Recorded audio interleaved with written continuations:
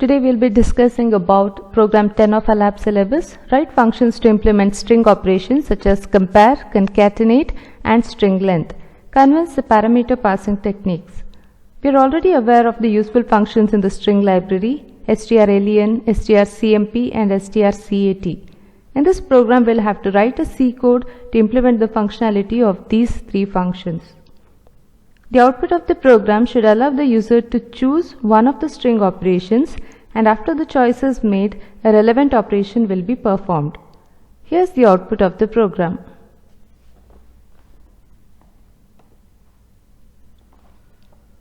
The user is provided with a prompt to select one among the three operations. Let me select the option 1. Now I need to provide the string. I'll give the string as Vihana. And the length of the string is 6. Vihana has 6 characters in it. Let me run the program again to perform the other two operations. This time I'll select the option 2. I'll give the strings as Vihan and Vihana. The output is that the strings are different. I'll once again give the option as 2. This time I'll compare two similar strings.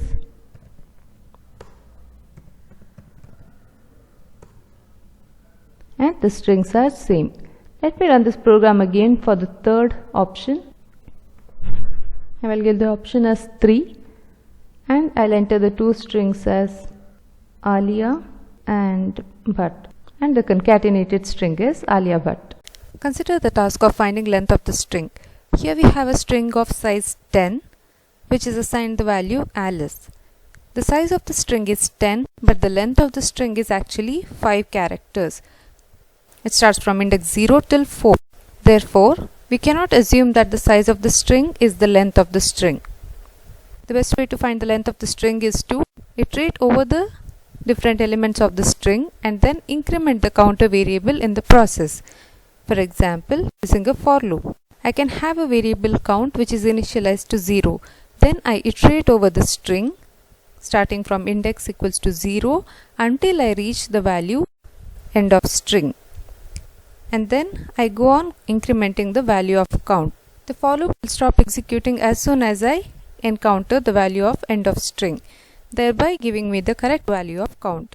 This is the same logic that we are going to use in our program. Now let us consider the task of comparing two strings. Here we have two strings, Amy and Amaya. The easiest way to find out whether two strings are equal or not is to find its length. The length of Amy is 3, length of Amaya is 6. Since the length of both the strings are not equal, we can directly conclude that they are not equal. Having said that, I cannot conclude that two strings are the same if their length is equal. For example, consider the two strings over here. We have the string Vihana and we have string Vihan, both of length 6. Even though their lengths are equal, they are not the same.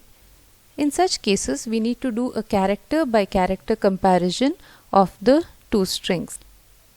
In case of comparing two strings that are equal in length, we can make use of a for loop which iterates over the entire length of the string and it does a index to index comparison of both the strings. So first it will check the index 0. If both are equal, it will check the index 1. If both are equal, it will check the index 2. The for loop goes on executing until we find an index where the values of the first string is not equal to the value of the second string. For example, the index 4. Here the values of the first string is not equals to the value in the second string.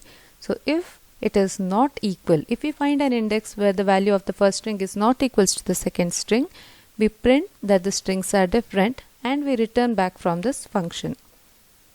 On the other hand, even after we reach the end of the string, if we do not find any two indices where the strings are not equal to each other, then we can finally conclude that both the strings are the same. Now let us consider the task of concatenating two strings. So we have two strings, string 1 and string 2, and both these strings has to be combined and put into the destination string. In order to do this, first we copy the contents of string 1 into the destination string, then we copy the contents of string 2 in the destination string. we need to make use of for loop to iterate over the contents of the strings. So we need two pointer variables in this case. We are going to copy the contents of string 1 and string 2 one by one into the destination string. So initially the contents of string 1 at position I will be copied to destination string at position k. And then the counter is updated and O is copied. Then the index 2 is copied to index 2 of destination string. Similarly, n at index 3 is copied to index 3 of destination string, and then the counter is updated. Now what happens is, at string 1 the counter has reached the end of the string. The for loop condition is false and hence the control quits the for loop. Now we go on reading. Once the control quits the for loop, we go on reading the contents of the second string and start copying it to the destination string at the position k. So D is copied, O, E, and then we reach the end of the string 2 as well. So once we reach the end of the string 2, the control quits this loop as well. Thereby we have finished copying the contents of both the strings. So finally we need to append a end of string character to the destination string, indicating that this is the end of our destination string. So we can write a simple C program code to perform this concatenation operation. Using a for loop, initially I iterate over the contents of the string 1 starting from index 0 until we reach the end of string character, and we go on copying the contents of string 1 into the destination string. Using the second for loop, we are going to start reading from the index 0 until we reach null string in the second string, and we go on copying the contents from S2 to the destination string. Finally, after reading the contents of both the strings, we need to add an end of string character at the end of the destination string in order to mark the end of that string. This is how string concatenation works.